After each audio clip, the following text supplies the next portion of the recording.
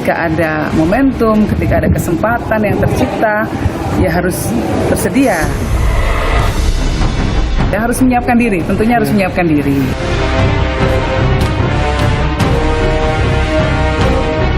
Mas Anies ini kalau dipersonifikasi sebagai orang kanan dengan Mbak Yeni, ini kan akan sangat saling melengkapi kalau menurut saya.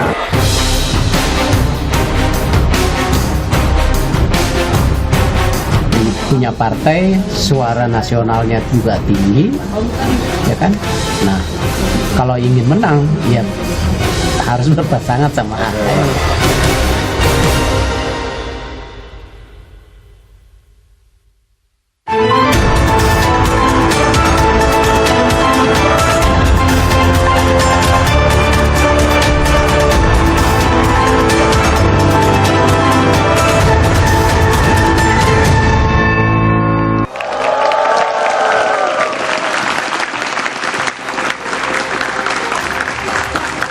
Selamat malam saudara. Koalisi Perubahan kembali digoyang isu perpecahan. Perihal bakal calon wakil presiden Anies Baswedan diduga masih jadi sumber perbedaan.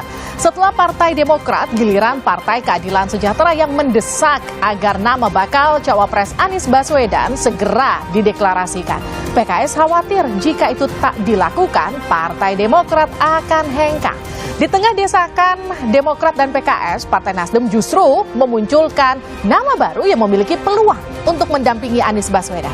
Adalah Yeni Wahid yang dikabarkan memiliki kans untuk mendampingi Anies Baswedan di Pilpres tahun depan. Demokrat langsung berang. Pasalnya, anak presiden keempat ini tak pernah diusulkan Koalisi Perubahan. Mengapa bakal cawapres Anies Baswedan tak kunjung dideklarasikan? Benarkah AHY tak diinginkan sehingga nama Yeni Wahid yang dimunculkan? Kita akan membahasnya bersama dengan sejumlah narasumber. Tepuk tangan yang meriah untuk narasumber saya pada malam hari ini. Selamat malam Herza Kian Putra, Koordinator Juru Bicara Partai Demokrat. Ya, selamat malam Mbak. Selamat malam. Selamat malam Mardhani Alisera, Ketua DPP PKS. Selamat malam. Malam semuanya. Selamat malam Laude Basir, Koordinator Presidium Relawan Anies Baswedan. Selamat malam. Selamat malam. Selamat malam juga Jakfar Siddiq, Wakil Sekjen Partai Nasdem. Selamat malam Bang. Selamat malam Mbak. Dan juga Studio 2 Arah semakin meriah dengan kehadiran teman-teman mahasiswa dari Universitas Negeri Jakarta, Universitas Indonesia, Universitas Pancasila, UIN Jakarta, dan Politeknik Negeri Jakarta. Saudara, inilah 2 Arah. Saya Liviana Charlisa.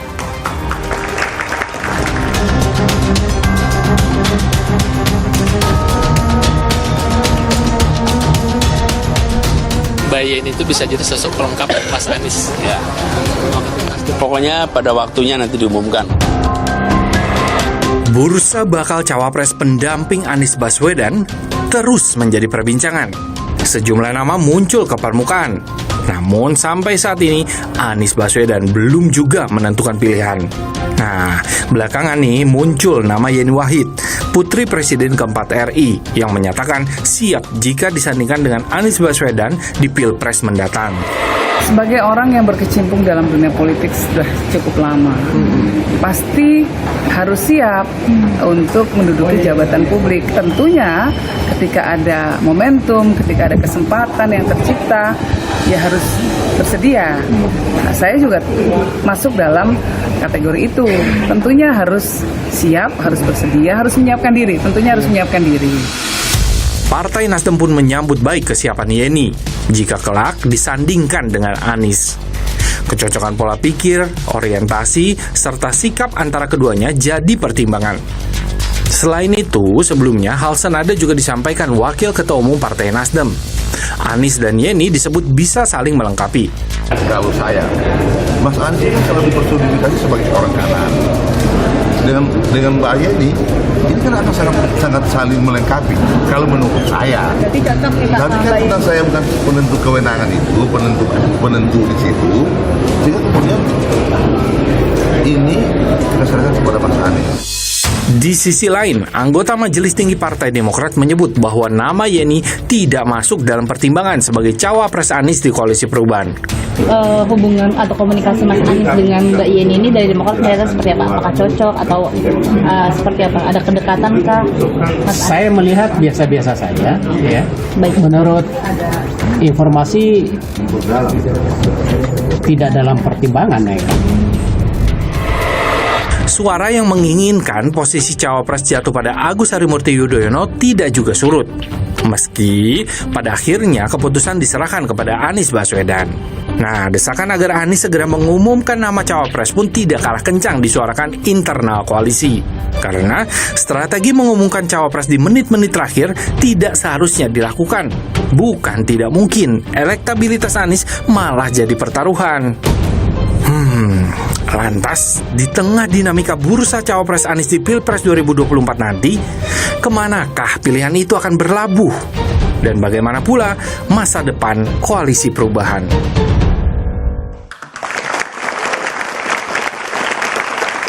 Kita juga kehadiran panelis malam hari ini Ahmad Hoirul Umam, Direktur Eksekutif Indo Strategik. Selamat malam, Mas Umam. Halo Mbak Livi. Langsung ke Bang Jakfar. Jadi betul kalau nama Yeni ini menguat sebagai bacawa presnya Anies di internal Nasdem. Mbak Livi, apa yang paling membahagiakan dari proses ini menurut saya adalah banyak tokoh-tokoh menyatakan bersedia menjadi cawapres Mas Anies.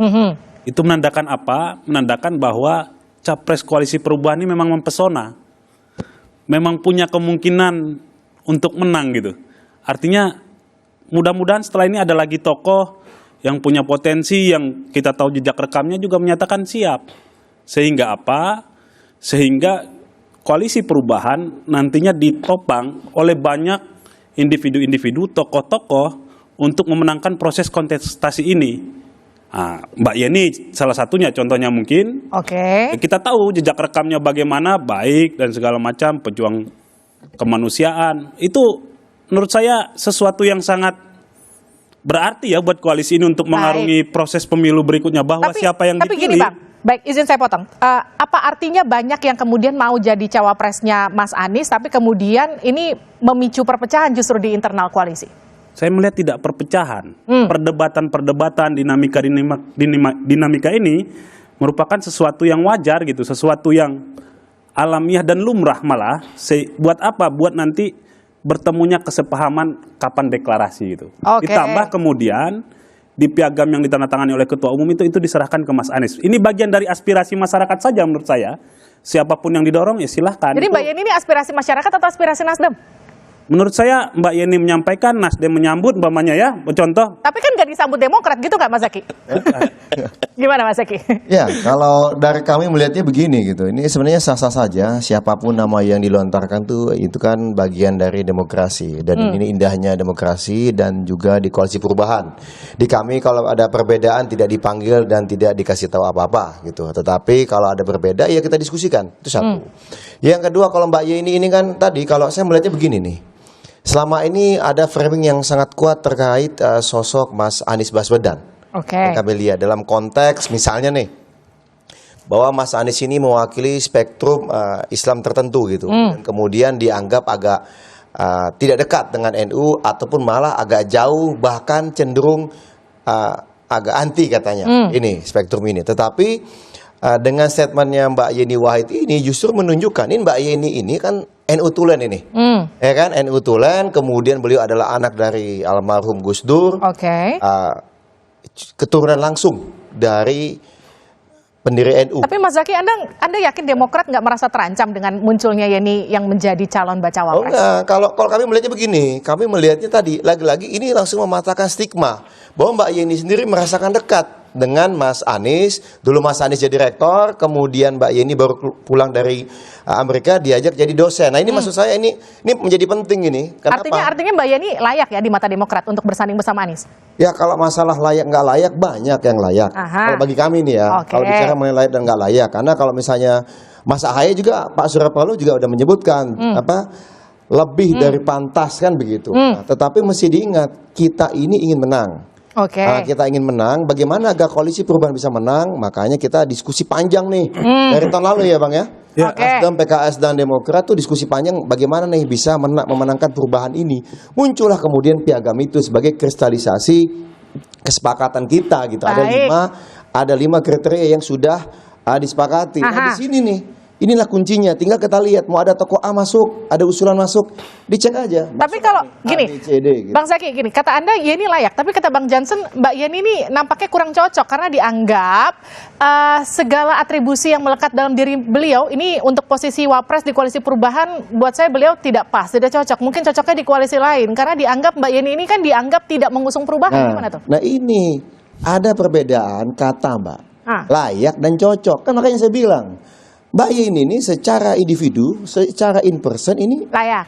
Memiliki kualitas yang baik dengan jejak rekamnya itu gitu ya. Tapi nggak cocok di Mas Ahaye, tetapi bagi kami yang sekarang adalah cocok dan tidaknya dengan Jadi cocok kriteria yang sudah disepakati. Jadi cocok nggak? Yang bisa menilai itu Mas Anies Baswedan. Oke. Oh iya, kita Iya. Karena gitu loh. Saya nanya ke Bang Ode deh. Bang, jadi gitu. Jadi kalau di mata Abang, Mbak Yeni ini cocok nggak untuk mendampingi Mas Anies? Atau justru Bang Ahaye yang lebih cocok? Ya, kalau kami ini kan relawan pendukung Mas Anies. Ya, kami bekerja adalah bagaimana meningkatkan keterpilihan Mas Anies. Dan pada gilirannya sebagai bentuk terima kasih kami kepada partai yang mendukung Mas Anies adalah juga punya kontribusi positif terhadap suara-suara partai yang mendukung Mas Anies. Tentang pilihan Wapres, bagi kami apapun makanannya, minumannya teh manis. Siapapun wakilnya, yang penting Mas Anies presidennya. Jadi artinya kalau dari tim relawan itu sebenarnya siapapun wakilnya nggak apa-apa, yang penting presidennya Mas Anies. Meskipun sebetulnya di dalam terjadi pergejolakan ya, karena setiap partai punya calonnya masing-masing. Kami nggak melihat itu sebagai sebuah masalah, pergejolakan atau bahkan cenderung ke arah perpecahan. Kami tidak menilai itu. Begini Mbak, kita ini sudah 4 kali pemilu di pasca reformasi ini.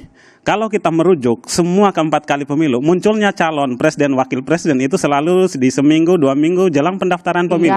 Saat ini pendaftaran pemilu itu kan penutupan itu 25 November. Jadi masih sangat terbuka, sehingga bagi kami relawan tidak mau ikut campur pada hal-hal yang bukan kewenangan kami. Iya, kalau Anda itu kan sebagai relawan melihat mungkin last minute oke, tapi kan bagi PKS nggak gitu ya Bang Mardhani ya? Kenapa gitu? Waktu kampanye cuma 75 hari, 28 November sampai ke 10 Februari, 11, 12, 13 itu udah hari tenang. Kita tidak punya kemewahan seperti quote and unquote koalisi yang lain, masih di pemerintahan, bisa gunting pita, bisa foto bareng super endorser macam-macam, sehingga akan sangat baik lebih cepat kita ketemu cawapres yang tepat, maka kita bisa bikin tim kerja yang cepat, bisa bikin target, bisa bikin aksi, bisa menyapa dan mulai masuk kepada kontestasi karya dan gagasan. Sehingga kita ingin segera bahwa siapa pandangan saya tentu yang paling punya hak partai koalisi. Baik. Mas Ahaye luar biasa punya hak. Kami mengusulkan Kang Aher. Tetapi siapapun yang dipilih ada satu faktor. Kita maju bukan cuma buat maju. Kita maju ingin menang. Makanya karena itu kita lihat figur-figur yang lain. Tetapi siapapun figur yang dipilih, kayak misal sebelum Mbak Yeni ada Bu Susi. Saya termasuk sangat gembira ketika Mas Anies ketemu Bu Susi karena DNA perubahan sangat kuat di Bu Susi. Itu bagus. Kemudian Mbak Yeni, buat saya monggo saja, silahkan karena di piagam kita diserahkan kepada Mas Anies, tentu hasil musyawarah dengan 3 partai. Tapi artinya gini, PKS maunya buru-buru, tapi Nasdem sama Demokrat masih tarik-tarikan. Itu gimana dong nantinya? Ya, inilah ujian kepemimpinan Mas Anies Baswedan. Bagaimana Mas Anies mampu untuk meyakinkan teman-teman Demokrat bahwa misal bukan Mas Ahaye, Demokrat tetap akan gabung. Maunya lebih last minute, tapi Mas Anies tetap gabung. PKS bukan Kang Aher, nggak kenapa. Selama Mas Anies punya kriteria bahwa pilihan dia memberikan kemenangan bagi koalisi kita. Baik, Bang Jakfar, PKS udah nggak sabar mau buru-buru deklarasi. Nasdem, Demokrat kan juga gitu. Nasdem masih santai aja. Begini, Mbak Livi, proses ini, dinamika proses politik ini memang kita melihat mungkin kawan-kawan PKS melihatnya momentumnya harusnya sudah dekat gitu. Nasdem coba kita lihat lagi kan, ini proses dinamika aja, proses diskusi yang terus-menerus sesungguhnya terjadi dalam internal koalisi ini. Melalui siapa? Melalui ada tim 8-nya. Pembahasan itu juga dilakukan semua. Jadi ini bagian dari proses bagaimana nanti Mas Anies menentukan waktu, tanggal dan segala macam itu menjadi mendekati sempurna gitu loh. Jadi bukan karena AHY nggak diterima Nasdem makanya nyari tokoh lain? Saya rasa pertanyaannya bukan di sana itu ya, bukan di sana. Gimana? Kenapa? Kalau tidak diterima, ini kalau kita lihat piagam itu kan, kalaupun umpamanya PKS gak terima, terus Mas Anies bilang saya mau, bukannya partai ini menyerahkan pada saya, umpamanya begitu setelah berdiskusi. Kita mau bilang apa? Kita udah serahkan ke Mas Anies. Jadi bukan karena tidak disukai Nasdem, bukan karena tidak disukai oleh Demokrat, bukan karena tidak disukai PKS.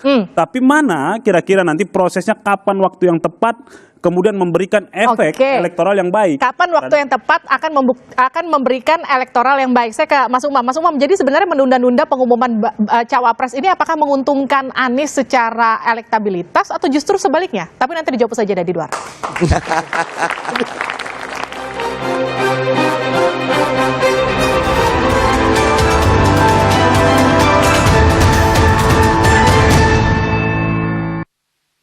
Dua menit terakhir aja. Kemenangan 2 menit terakhir. Nasdem perlu belajar itu. Intervensi. Urusannya apa? Dia intip aja, dia lihat dulu. Jadi bukan karena ini tidak solid, bukan karena kalau ada yang nggak sabar, ya itu kita harus menanyakan sabar. Kalau kata Pak Surya Paloh, kalau nggak sabar harus sabar, kurang lebih gitu. Jadi kesabaran menunggu pengumuman itu apakah menguntungkan untuk Anies Baswedan, Mas Umam? Iya, kalau misal dilihat dari timeline, saya pikir semakin lama diumumkan akan cukup kontraproduktif terhadap upaya pembentukan infrastruktur pemenangan, Mbak. Tadi disampaikan oleh Bang Mardhani, saya pikir itu cukup logik dan make sense. Karena kalau misal dulu di 2019 ada ruang 8 bulan sosialisasi, sekarang itu praktis hanya 2,5 bulan. Kalau bagi seorang challenger, penantang, diberikan ruang yang sangat terbatas, maka itu akan berpotensi mendowngrade bagaimana kemudian proses itu dilakukan, menjadi kurang efektif. Maka kalau misal kemudian di level ini harus ada sense of urgency di level Mas Anies sendiri. Kalau misal memang mau melakukan pembentukan infrastruktur pemenangan yang cepat, efektif, maka harus cepatnya. Dan itu sebenarnya memilah itu tidak sulit, sangat mudah. Nama itu silahkan kemudian disimulasikan. Indikatornya ditetapkan, mulai dari indikator elektabilitas. Elektabilitas itu hanya satu variabel kecil di antara sekian banyak indikator yang lain. Ada indikator ideologis, logistik, penguasaan basis jaringan partai, jaringan non-partai, termasuk isu kerentanan. Punya nggak dia kasus hukum? Punya nggak dia isu etik yang kemudian berpotensi menjadi alat untuk mendegradasi dia? Nah, kalau misal kemudian itu disimulasikan, at least dilakukan pembobotan. Dari sekian nama itu akan ketemu nama yang sekiranya dari sekian banyak potensi itu kemudian memberikan satu kontribusi yang paling real di dalam konteks pemenangan itu. Tadi tidak mengumumkan itu bagian dari strategi. Artinya atau memang calon sepertinya aja ada pihak yang mencoba untuk mengulur waktu. Mengulur waktu. Apa motifnya, apa kepentingannya? Tentu teman-teman dari partai politik sendiri yang bisa menjawab itu. Benar nggak diulur-ulur, Mas Jakfar? Menurut saya bukan diulur, tapi emang belum ketemu aja calonnya. Bukan, inilah lompatan ininya, lompatan logiknya mengerikan sekali ini. Gimana nih? Gerakan perubahan di banyak belahan dunia lain membutuhkan satu hal namanya kesabaran.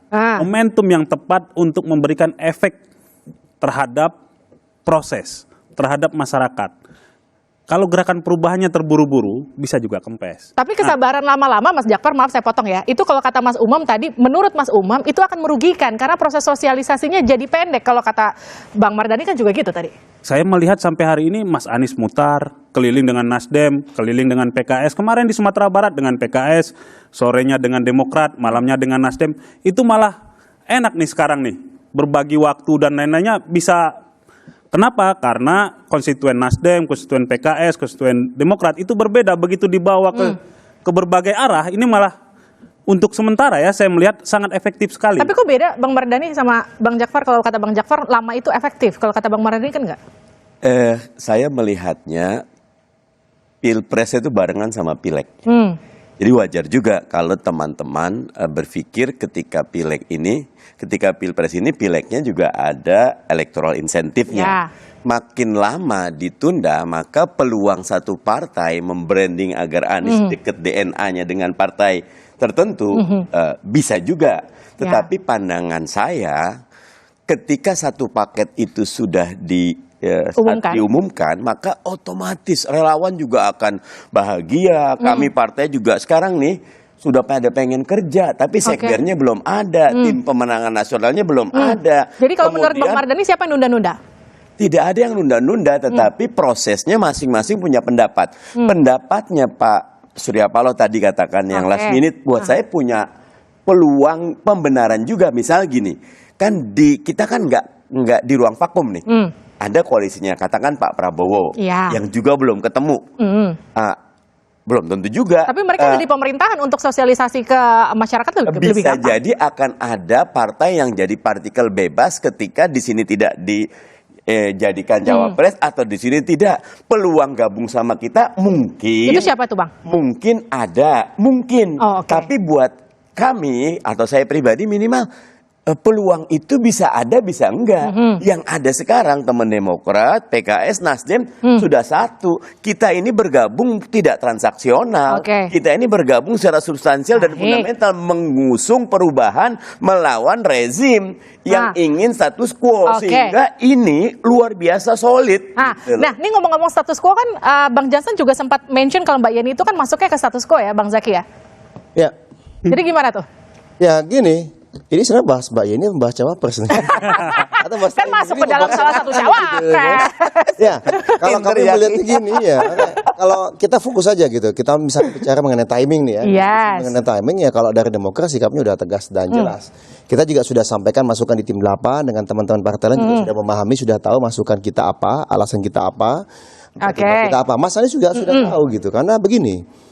Kalau dari kami begini, melihatnya bagaimana, ini kan menjadi perhatian kami adalah melihat angka-angka survei nih. Yes. Ya kan, bagaimanapun kami kan emang dari dulu terbiasa membaca dan percaya dengan survei. Nah. Mau ada pun orang bilang atau pihak yang bilang bahwa survei ini jadi percaya karena bagian dari rezim kekuasaan atau apa, tapi bagi kami ya itu sebagai salah satu patokan. Bukan satu-satunya gitu. Nah, kita melihat bagaimana situasi saat ini, kondisinya kita tidak yang terdepan. Nah, tidak yang terdepan ini berdasarkan perhitungan kami, kita butuh untuk cross ini, Mas Anies agar naik ini butuh waktu minimal 6 bulan. Satu. Yang kedua adalah kita juga cermati bagaimana pengalaman di negara-negara lain. Kamu di negara maju butuh waktu minimal 6 bulan nih kalau misalnya punya geografisnya yang lumayan besar. Dan tidak ada yang sebesar Indonesia nih selain Amerika sebenarnya. Nah, ini juga menjadi perhatian kami juga nih. Di sini yang kita berhitung. Kenapa? Kita ini melihat pengalaman begini. Memang Mas Anies ini adalah superstarnya presiden. Capres ini ada superstar. Dulu orang selalu bilang cawapres itu hanya, mohon maaf, pelengkap. Tapi kita nggak melihat itu saat ini. Kita melihat bahwa capres nih beda-beda tipis angkanya. Jadi makin cepat makin baik itu intinya. Ya, kalau dari kami melihatnya begini, memang kita butuh momentum yang sangat pas gitu ya. Kalau kita hitung-hitungan kita, bagi kami 6 bulan adalah masa yang ideal. Tapi ini pertimbangan kami, tapi kami sudah sampaikan ke Mas Anies, silakan Mas Anies yang menentukan. Karena kita gini Mbak, jangan sampai gini, ada peribahasa ini ya, saya lupa itu peribahasanya. Jangan sampai mengharap burung terbang tinggi, punai di tangan dilepaskan gitu. Jadi maksudnya itu yang dilepaskan siapa Mas Ahaye maksudnya? Seakan-akan kita punya angan-angan nih, mohon maaf ya, angan-angan kayak tadi kan si A akan gabung, si B akan gabung. Kalau menurut kami nggak perlu. Kami ini meyakini Demokrat, Nasdem, PKS sudah sangat kuat bertiga aja. Artinya gini, yang penting solid, tapi segera kita tuntaskan, kita finalkan. Dan mohon maaf ini, kalau misalnya sudah ada cawapres mau si A, si B, si C, bagi Demokrat ya sudah, ayo dideklarasikan segera, ayo kita segera bentuk tim. Mas Zaki, jadi gini. jelas gitu. Izin saya potong. Jadi gini, mau buru-buru mengumumkan bukan ketika kalau nggak terpilih masih bisa lompat bebas ke sebelah. Nah, inilah perbedaannya. Koalisi perubahan ya itu dibentuk dan dibangun Salah satunya adalah Partai Demokrat. Kami berbicara mengenai perubahan dan perbaikan bukan baru tahun ini, tahun lalu, udah bertahun-tahun. Kemudian di tahun lalu kita mencari teman yang sejalan, ketemulah Nasdem dengan restorasinya, ketemulah dengan teman-teman PKS ya, dengan ide perbaikannya juga gitu, perubahannya gitu. Nah, kemudian kita jalan bareng, kita lihat nih kan, pelajari betul, kita bertemu berbulan-bulan sehingga akhirnya Nasdem memutuskan, kalau misalnya kita bicara mengenai perubahan, sosoknya adalah Mas Anies versi Nasdem. Ya Demokrat 2022, capresnya masih Mas AHY. Belum ada itu nama Mas Anies. Maaf. Nah, dari situ kemudian, tapi dicermati terus, kita menghitung terus, mempelajari dari berbagai sudut, termasuk aspirasi masyarakat. Keluar kemudian Mas AHY menyampaikan kepada kita, meskipun kader ingin agar Mas AHY bisa menjadi capres, tetapi kita harus sadar kondisi kita saat ini 9,36%. Baik, artinya gini, jadi cawapres nggak apa-apa lah ya, kalaupun nggak jadi capres gitu kira-kira. Ya, kalau dari kader inginnya kalau nggak capres, cawapres. Kan gitu. Ini kader loh. Ya. Artinya gini, Mas Jakfar gini, bisa nggak dibilang kalau misalnya upaya Nasdem untuk mengulur-ngulur sampai ke last minute itu sebenarnya untuk ngunci Demokrat biar nggak sempat untuk terbang ke sebelah?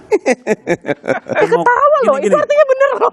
Gini, Demokrat dan PKS nggak perlu dikunci, udah bersama gitu loh. Kita ini dikurung di ruang, malah mungkin kalau bahasanya dikunci, kita ini saling mengunci, kunci bareng-bareng gitu. Ayo kita dalam rumah ini bareng-bareng. Rumahnya perubahan. Saya ke Bang Ode deh. Bang Ode, Anda yakin gak sih koalisi ini sebenarnya masih utuh atau jangan-jangan udah retak bocor arus di dalam? Ya, sangat yakin. Buat apa kami kerja terus? Saya ini keliling terus. Ya. Jauh sebelum Nasdem deklarasi kan memang kami sudah setahun berjalan relawan. Karena fokus kami memang di Mas Anies. Tapi pernah nggak Anda berpikir sebenarnya partai-partai ini fokusnya lebih ke pileg dan menjual Anies ke keliling, bukannya fokusnya ke pilpres? Nanti dijawabnya usai jeda di luar.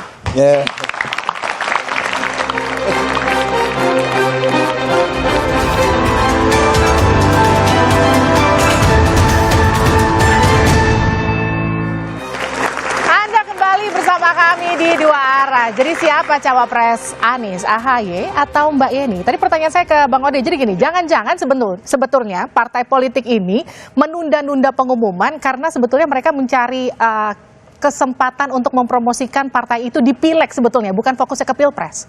Saya merasa tidak demikian ya. Mengapa? Ya, tadi diakui oleh ketiga perwakilan parpol ini bahwa ini adalah bagian dari proses saja. Jadi mari kita sama-sama menikmati proses ini. Kedua, pernyataan ini juga bahwa tidak ada keretakan, ini justru makin solid, kan kita perlu kalibrasi juga, kita perlu uji. Kita lihat minggu lalu saja bagaimana agenda Mas Anies itu dari Jakarta ke Karawang, Nasdem, kemudian Bandung ada 2 acara partai, ya ada acara relawan, besoknya dengan PKS, terbang ke Padang dengan Nasdem lagi, balik dengan Demokrat, Demokrat lagi. Apalagi yang perlu kita ragukan dari kesolidan ketiga partai ini. Kami rasa ketiganya ini memang sangat solid dan hari ini memang sedang membangun bagaimana jalan untuk mensosialisasikan Mas Anies kemana-mana. Justru lapangannya juga menjadi sangat luas dengan jalan bertiga ini. Kalau disatukan lapangannya menjadi hanya satu lapangan saja. Jadi sekarang jadi banyak lapang. Bagi kami para relawan ya ikut meramaikan, mensosialisasikan. Tapi relawan nggak merasa kalau ditunda-tunda itu merugikan? Karena waktunya cuma 75 hari kalau kata Bang Mardhani.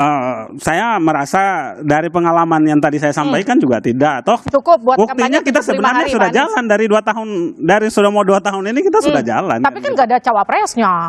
Ini kan kemudian gini, faktor apa yang tadi disampaikan bahwa ujungnya adalah bagaimana kita menang.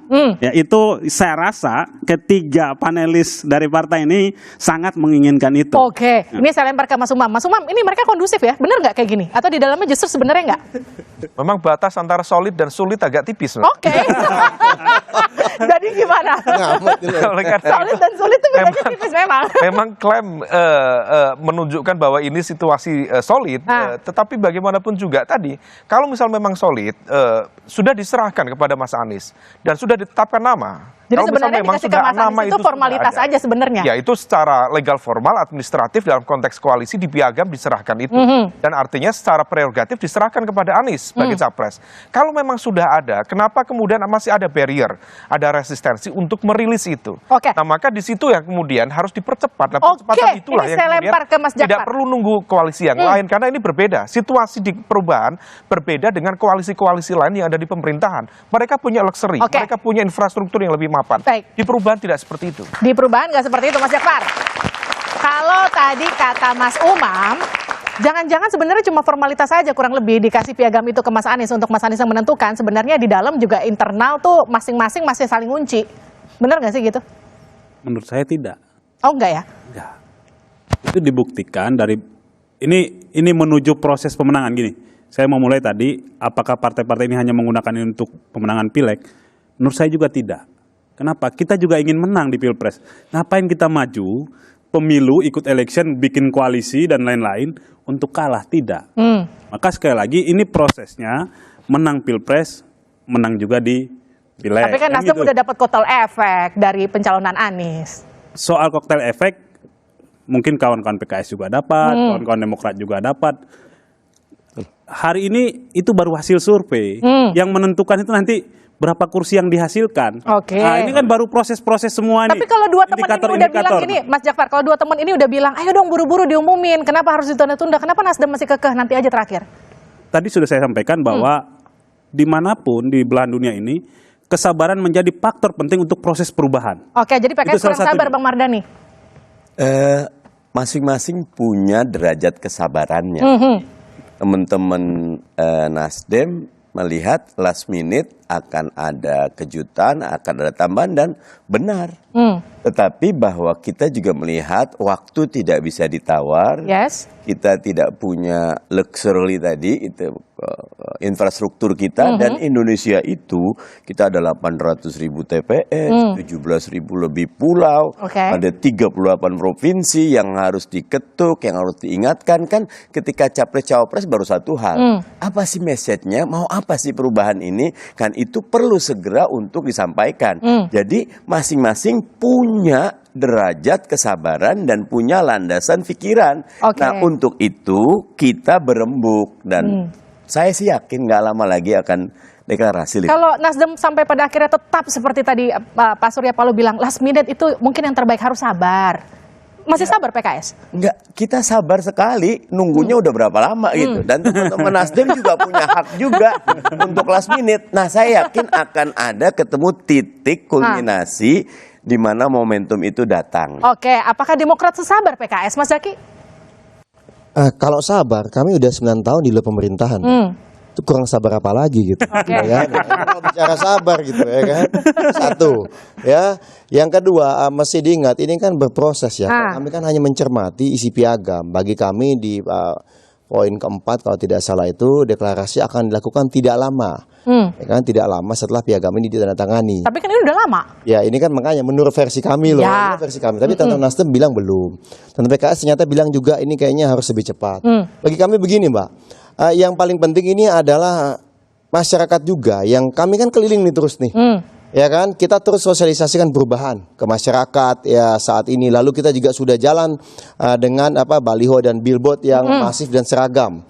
Kalau sebelumnya kan masing-masing kader buat sendiri nih. Ya. Ada Mas Anies, ada sama Mas Anies, Mas Ahaye, ada macam-macam lah gitu. Nah sekarang desainnya kita sejak Juli ini kita sudah seragamkan, kita masifkan gitu. Nah ternyata setelah kita masifkan masalah billboard dan baliho ini, pertanyaan besarnya adalah satu, Bang ini beneran perubahan nggak? Loh kenapa? Karena ini beneran perubahan nggak? Loh ada apa memangnya? Wapresnya ini bagian dari perubahan atau dari status quo? Jadi kalau misalnya Bang Jansen sempat nge-tweet itu bahwa kita seharusnya perubahan, wakilnya adalah perubahan, ya karena tadi ini hasil bertemu masyarakat. Berarti salah dong ya kalau muncul nama Yeni Wahid ya? Saya nggak bilang begitu, itu kan aspirasi masyarakat. Apalagi beliau ini tokoh NU loh, ya kan? Dan kami misalnya Demokrat banyak loh pemilih yang dari NU juga loh, ya kan? Jadi munculnya Mbak Yeni Wahid, munculnya Mbak Hovifah, bahkan munculnya Bu Susi dan teman-teman yang lain, bagi kami itu sangat positif. Tadi pertanda apa? Banyak yang ingin bergabung dengan koalisi perubahan, itu aja. Sangat positif meskipun itu akan menyingkirkan nama AHY dari kursi cawapres. Enggak, karena ini kita different league nih, mohon maaf gitu loh ya kan. Kalau kami bicara tadi kekuatan ya kan, unsur-unsur elemen, kita ini kalau bisa perubahan ini memang bedanya nih ya. Kalau koalisi perubahan ini kita pengen kolaborasi Mbak dengan semua elemen bangsa. Kami ini tidak ada yang merasa lebih hebat dari elemen bangsa lainnya di luar koalisi. Jadi kalau misalnya ada yang mau bergabung terus, termasuk adik-adik mahasiswa di sini, misalnya ya nanti di luar kampus mau bergabung memperjuangkan perubahan, ayo kita sama-sama. Karena apa? Perubahan di negeri ini selalu dimulai dari anak-anak muda, ya? Dari mahasiswa. Ayo bergabung dengan koalisi perubahan, boleh ya? Baik, Mas Umam. Jadi kalau ngelihat mereka bertiga ini di luar Mas Ode ya. Yang dua ini pengen buru-buru, yang satu mintanya sabar. Jadi sebenarnya mereka ini kompak atau nggak kompak? Atau dikompak-kompakin? Ya bagaimanapun juga begini Mbak, situasi saling mengunci terkait dengan konteks negosiasi cawapres. Saya pikir bukan hanya terjadi di koalisi perubahan, di hampir semua koalisi, termasuk di koalisi Mas Ganjar, di koalisi Pak Prabowo juga mengalami situasi yang sama. Dan ada proses kompleksitas di situ. Maka oleh karena itu tadi harus dihitung betul mana yang bisa memberikan insentif elektoral paling optimal dalam konteks pemenangan di situ. Nah maka kemudian elektabilitas, penguasaan elektabilitas juga harus di breakdown di level mana. Misalnya capres itu punya penguasaan di mana? Mas Anies itu lebih kuat dia di Jawa Barat, Banten, Sumatera, juga DKI. Tetapi kemudian di segmen Jawa Tengah, Jawa Timur, dia relatif butuh insentif elektoral yang signifikan. Maka kalau misalnya kemudian nama AHY muncul, nama Yeni Wahid muncul, cukup make sense. Karena bagaimanapun juga AHY secara ideologis bisa kemudian komplement di situ. Mbak Yeni sebagai representasi dari Nahdlatul Ulama, kemudian representasi dari kekuatan politik perempuan juga bisa komplement di situ. Tetapi harus dihitung mana kekuatan yang memiliki akar politik yang kuat di Jawa Tengah, Jawa Timur dan juga sebaran secara umum, itu harus dihitung. Ini tambahan. Mas Anies itu dia mengalami titik kulminasi pada level elektabilitas itu praktis di bulan Oktober, November, Desember, pasca dideklarasikan oleh Nasdem. Tetapi situasi berubah ketika masuk Januari, Februari sampai sekarang. Dia mengalami cooling down yang cukup signifikan. Nah, kalau misal kita cek dari basis data survei, kita coba lakukan cross tabulasi. Rata-rata ada segmen kelompok yang anti pemerintah atau konteksnya tidak setuju dengan pemerintah atau kelompok yang semula mendukung Mas Anies sekarang mulai bergeser kepada Pak Prabowo lagi. Nah, titik inilah yang kemudian harus digarap secara signifikan. Artinya menurut Anda ini akan merugikan jika memang diumumkannya last minute? Dan apa yang terjadi jika memang koalisi? Karena kalau misal kemudian titik temu itu belum dilakukan, tadi tidak ada sekber. Sekber itu bicara tentang konteks pemenangan di level pilpres, bukan hanya elektoral di level partai politik saja. Jika memang sampai last minute AHY bukan cawapresnya, apa yang terjadi di koalisi perubahan? Nanti dijawabnya sejadah di Duara.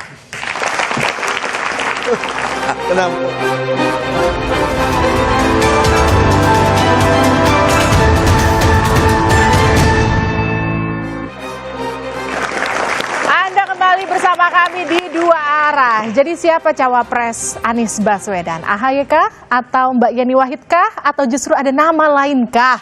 Jadi Mas Umam, ini sebenarnya gimana kalau Anda melihatnya?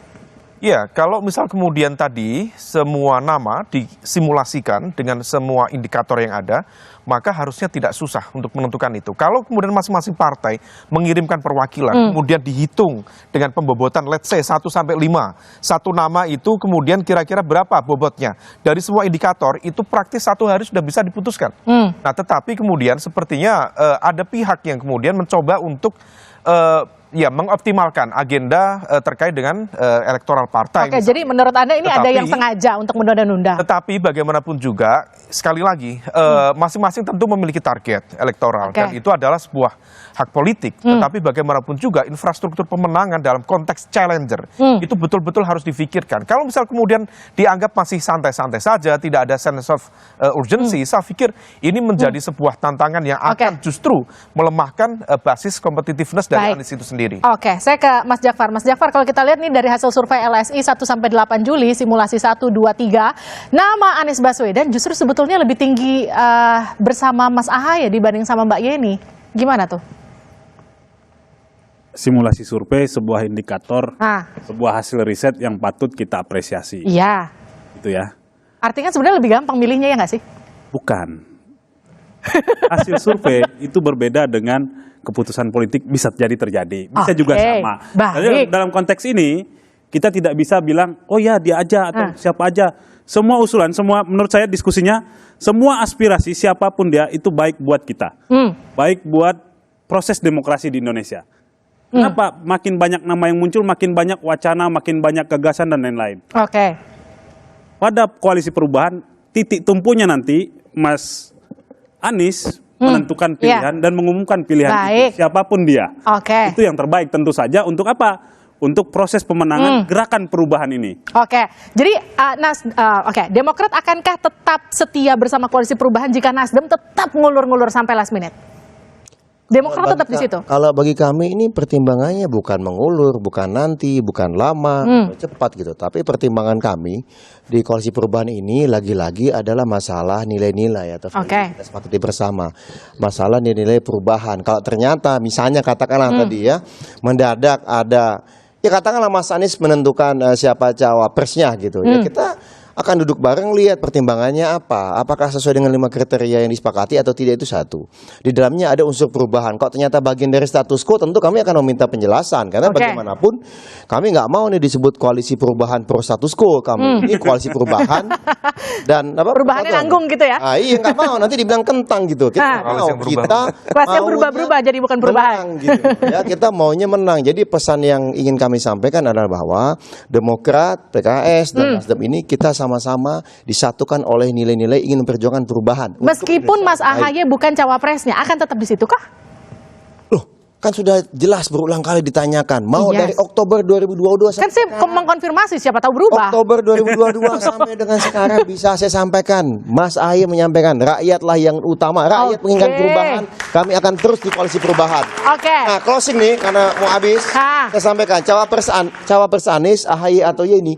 Mbak Yeni udah jawab kok kemarin. Loh, ini menurut saya ini Mas AHY dan Mas Anies sudah cocok loh berpasangan. Ini Mbak Yeni loh kemarin yang ngomong. Jadi kalau lihat judul, saya lihat siapa cawapres Anies, AHY atau Yeni, ya saya akan jawab AHY. Tapi keputusan tetap di tangan Mas Anies sebagai capres. Kalau PKS gimana Bang Mardhani? Kalau sampai last minute tetap akan diumumkan, gimana? Tetap setia di situ, sabar. Partai Keadilan Sejahtera punya sejarah panjang dengan Mas Anies. Waktu pilkada di DKI kan kita pendukung ya, dan 5 tahun di Jakarta full kita wa ta'awanu 'alal birri wat taqwa bareng Mas Anies. Jadi buat Partai Keadilan Sejahtera, monggo Mas Anies sudah diberikan haknya untuk menetapkan, dan kami sebetulnya yakin sudah ada namanya. Tapi adabnya Mas Anies, beliau ingin datang ke teman-teman Demokrat, ke teman Nasdem, ke PKS untuk sama-sama. Karena saya pernah berbincang, kan sesudah ditentukan nggak habis itu diam. Bagaimana strateginya, lanjutnya, bagaimana agar itu bisa terus menjadi momentum. Jadi kapan waktunya, doa kami lebih cepat, lebih baik. Kapan waktunya? Saya mau tanya lagi ke Mas Jakfar. Jadi apakah kemudian menunggu kapal berlayar atau jangan-jangan kapalnya akan karam di tengah jalan sebelum berlayar? Kita akan berlayar untuk sampai di tujuan. Itu jawabannya. Ya, kita akan berlayar sampai di tujuan bersama-sama. Jadi Anda yakin ya, ini koalisi akan solid sampai akhir, sampai Mas Anies dipastikan akan dapat tiket di Pilpres nanti? Bukan hanya dapat tiket, menjadi presiden 2024. Saya ke Mas Umam. Mas Umam, apa yang kita lihat di sini kan nampaknya mereka harmonis ya. Tapi kenapa kalau kita bedah satu-satu, gesekan itu tetap terasa? Kenapa begitu? Ya, karena bagaimanapun juga masing-masing memiliki agenda kepentingan yang berbeda dan mencoba untuk mengoptimalkan kotel efek dari proses ini. Karena bagaimanapun juga Pilpres, Pileg menjadi satu, itu tantangan tersendiri. Masing-masing tentu ingin mendapatkan kotel efek yang paling besar. Nah, oleh karena itu kita bisa memahami ada dinamika seperti ini, dan ini adalah bagian dari negosiasi. Apakah kemudian komprominya bisa masuk atau tidak? Kita lihat bagaimana kemudian menguji tadi kalibrasi soliditas dari masing-masing koalisi. Dan hal sama bukan hanya di koalisi perubahan. Caimin atau PKB di koalisi Pak Prabowo juga mengalami situasi yang sama. Ada titik buntu di sana yang kemudian harus dinegosiasikan. Di Mas Ganjar juga sama. Jadi kalau misal kemudian mau efektif mesinnya, lakukan percepatan, tidak harus menunggu proses Oktober, proses pendaftaran di KPU. Sekarang bentuk infrastruktur pemenangan, saya pikir itu akan jauh lebih efektif untuk menghadirkan situasi dan juga mesin politik yang efektif di sana. Bang Ode, kalau kata sepakat nggak ditemukan untuk posisi cawapres sampai akhirnya koalisi ini karam di tengah jalan, apa yang akan dilakukan relawan?